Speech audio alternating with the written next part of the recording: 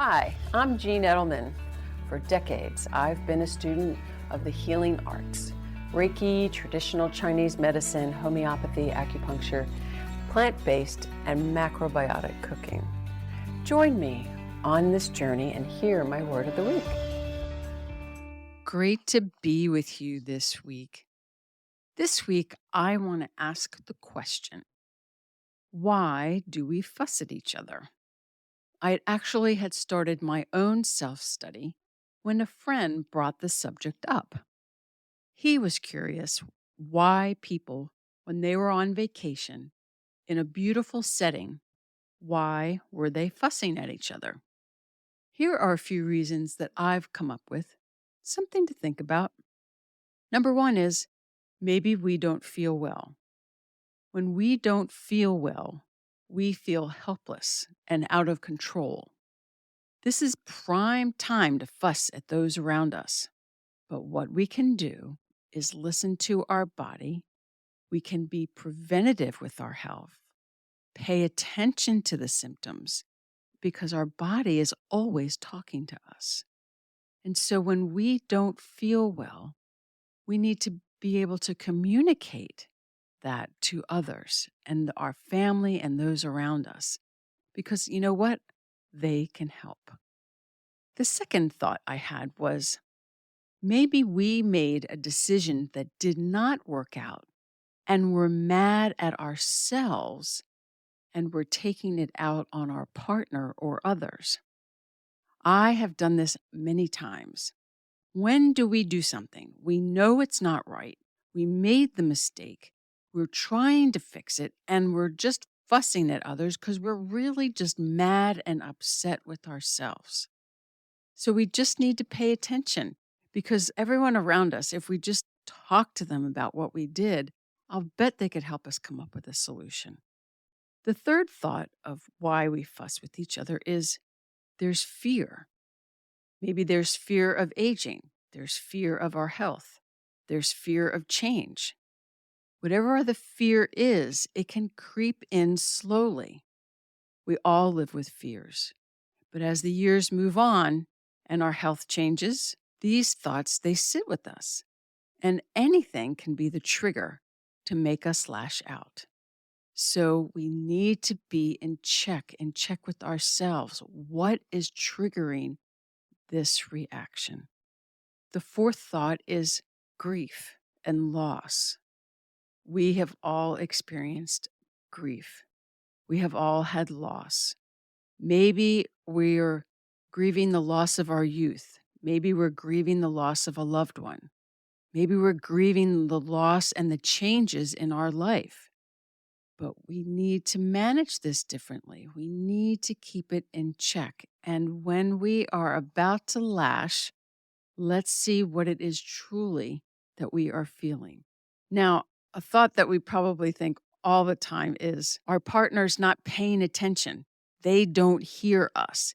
They don't listen. Well, maybe this is a sign. Maybe they have had some hearing loss. Maybe there is a real problem. They're not ignoring us. I hope they're not. Yes, that all feels the same. So maybe if our partner or someone close to us is not hearing us well, maybe we could make a suggestion to go get a checkup. The last thought is our partner is not providing the information in the format that works for us. So here's a great example for me. I love my husband, but his response when I ask a question is, I took care of it, or I'll take care of it. And I love him to death, but I'm very OCD and I'm very all about the details and I need more information. So I know that you want to just say, I took care of it and that's it. But for some of us on this planet, we need a little bit more information. So please indulge us. So when we're about to fuss at somebody, let's think about how are we feeling? Did we make a bad decision? Do we have fear? Is there some grief involved in there? Is there something that we need to have looked at for our partner? And do we just need some more information? This is a wonderful self study. Stop and pay attention. I pay a lot more attention now. I pay a lot more attention to myself, and I do pay attention to others to see what they're fussing about, and I listen in. So it's really curious. We really need to understand what's going on. So I'll share just one of my silly stories is I ordered something. It went to the wrong address. I sat there beating myself up, trying to fix the situation. I made the mistake. I was mad at myself. But you know what? And I did get upset with Rick, but he helped me. He ended up helping me. So we need to get help from others and say, hey, this is what I did. This was really stupid, but I need some help getting it fixed. And you know what? Everyone loves to be helpful. They will get involved. Two heads are better than one when we have problems and situations.